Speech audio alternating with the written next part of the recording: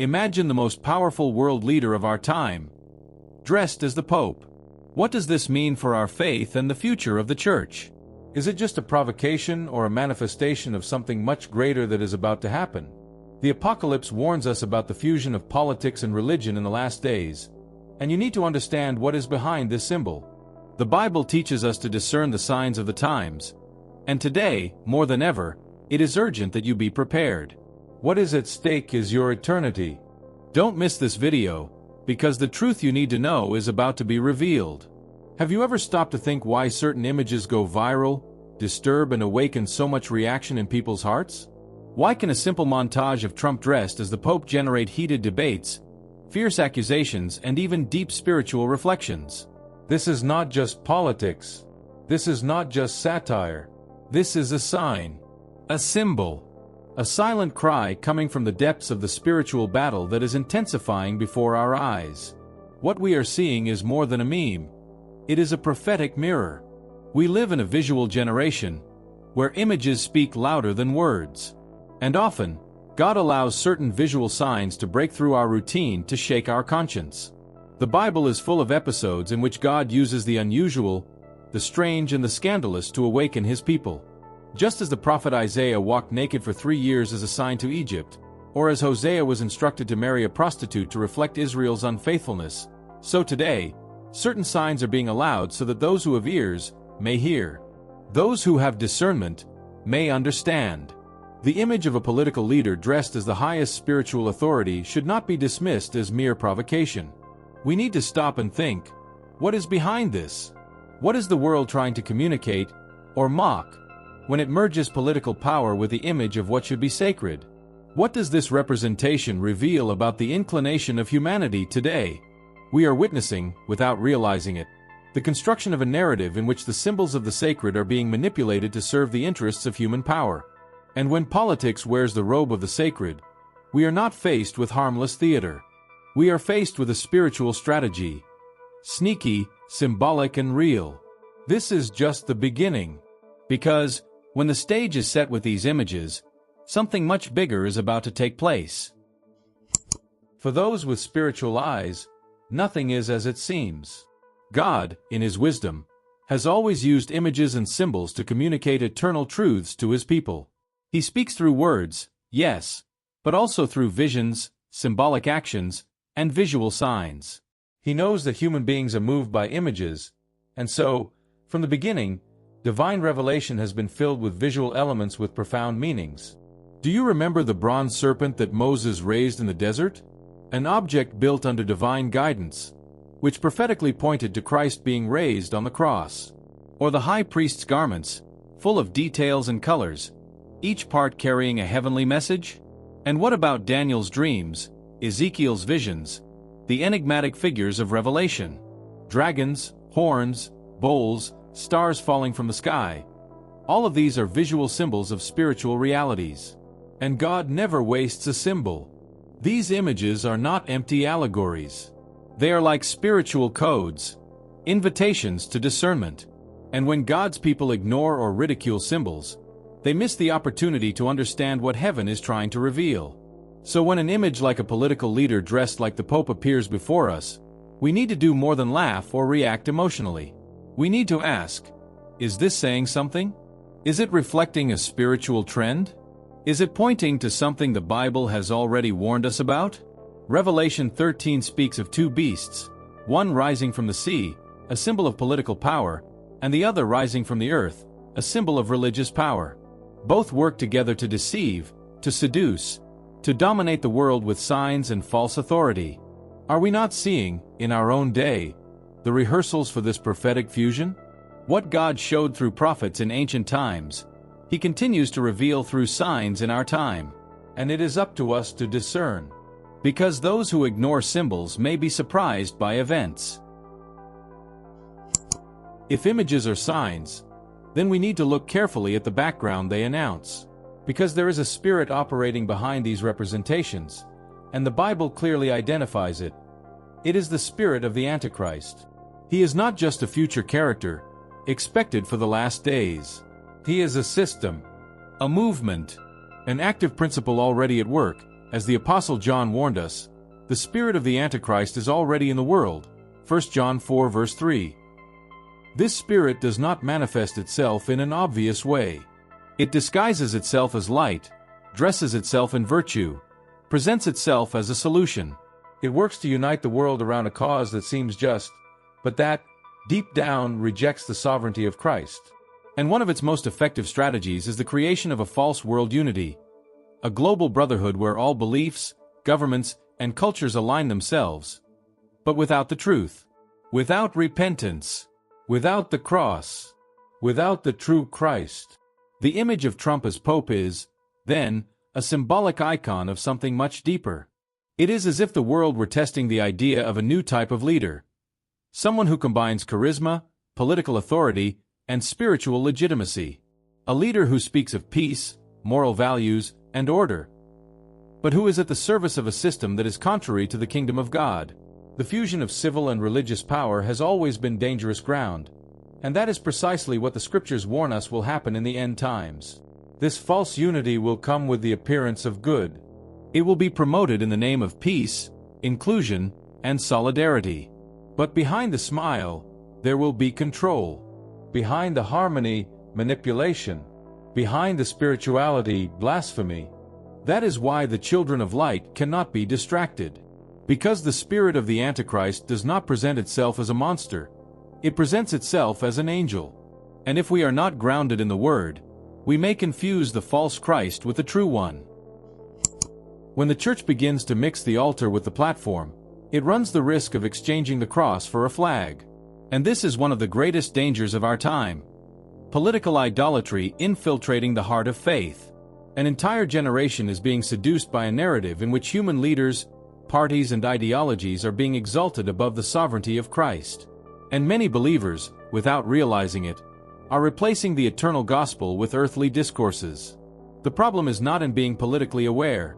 The Bible teaches us to pray for authorities, to be responsible and influential citizens. The problem is in placing our hope in human systems, in transforming temporary leaders into messianic saviors, in defending a man's ideas with more passion than the Lord's commandments. This is idolatry, and all idolatry distances us from God. When an image like that of Trump dressed as a pope circulates on the networks, it reveals something deeper than a debate between left and right. It denounces a spiritual confusion installed in the hearts of many Christians. Because for some, it doesn't matter if a leader is wicked, corrupt, or manipulative. As long as he or she upholds certain values, he or she is used by God. But God doesn't need shortcuts or shady alliances to accomplish His will. He is sovereign. He even uses the wicked to judge or shake nations. But that doesn't mean divine approval. The church needs to wake up. It needs to turn to the pure and simple gospel.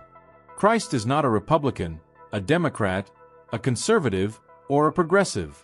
He is the King of Kings. His kingdom is not of this world. And every time we try to mold the Christian faith according to the convenience of politics, we betray the cross. If we're not careful, we'll end up building altars to men in the very house of God. And, as in the days of Israel, we'll reap judgment for having exchanged the living God for golden calves, even though they're dressed in morality and authority. As we watch the world scene unfold before our eyes, a prophetic reality begins to emerge with clarity. We are being prepared, without realizing it, for the global government prophesied in Scripture. The Antichrist will not appear out of nowhere. He will be the result of a global system that is already being set up. And the most dangerous thing about this is that many Christians are so distracted by the superficial events of everyday life that they fail to notice what is happening behind the scenes. Revelation 13 speaks of a system in which political and religious power will merge, and this fusion will be the basis for the global government of the Antichrist.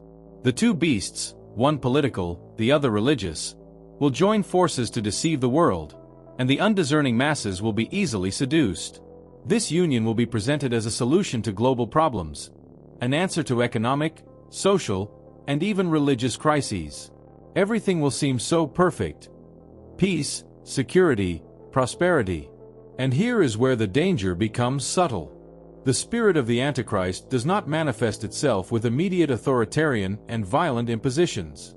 It begins with promises of order, security, and a new era of cooperation between nations and religions. But, as the Bible warns us, all of this will be an illusion.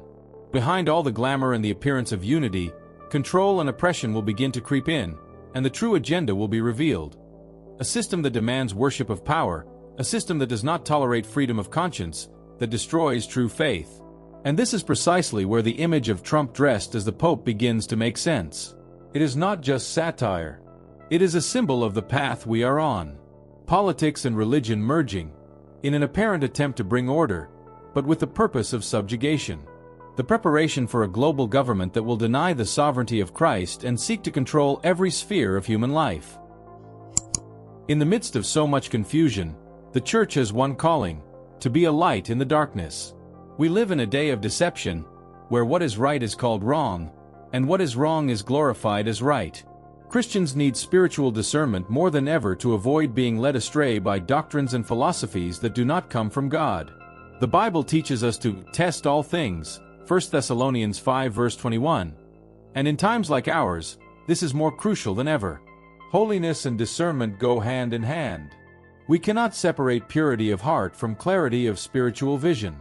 Holiness is not just a matter of outward behavior, but of a heart aligned with God's will. And discernment is not just human intelligence or skill, but the God-given ability to see beyond the surface of things, to see hidden truth. Both are necessary to navigate these evil days. The Apostle Paul warns us in Ephesians 5 verses 15 to 16, "Therefore be careful how you walk, not as unwise but as wise, redeeming the time, because the days are evil." God's wisdom helps us to perceive the enemy's traps, the subtleties of the false unity that is being promoted in the world. We cannot conform to the pressures of society or the temptation to make alliances with those who preach a diluted faith, without Christ as Lord. Today, the spirit of the Antichrist does not present itself only as a ferocious monster, but as a seductive proposal of unity and peace, which deep down wants to suppress true freedom in Christ. Therefore, we need to cultivate a life of prayer, constant study of the Word, and vigilance. We must be like the sons of Issachar, mentioned in 1 Chronicles 12 verse 32, who had understanding of the times, to know what Israel ought to do. It is a time for holiness and discernment, because the darkness is growing, but the light of Christ shines brighter. We cannot allow ourselves to be blind, but we must live in full vigilance, prepared to resist deception and remain firm in the truth. It is alarming to realize that, as time goes by, many are turning away from the truth and giving themselves over to false paths. We are living in a period of great spiritual deception, where the voice of the true Church of Christ is being drowned out by human ideologies, and Christians, for the most part, are being blinded by the world's offers. But, dear brother, what is at stake is eternity, and a clear decision and urgent action are needed.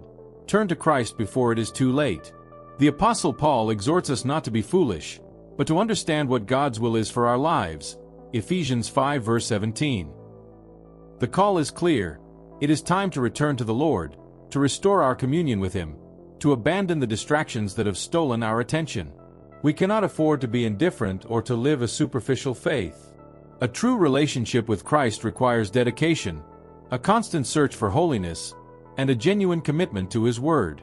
The image of Trump dressed as a pope may be just a reflection of a society that has gradually confused the values of Christ with human ideologies.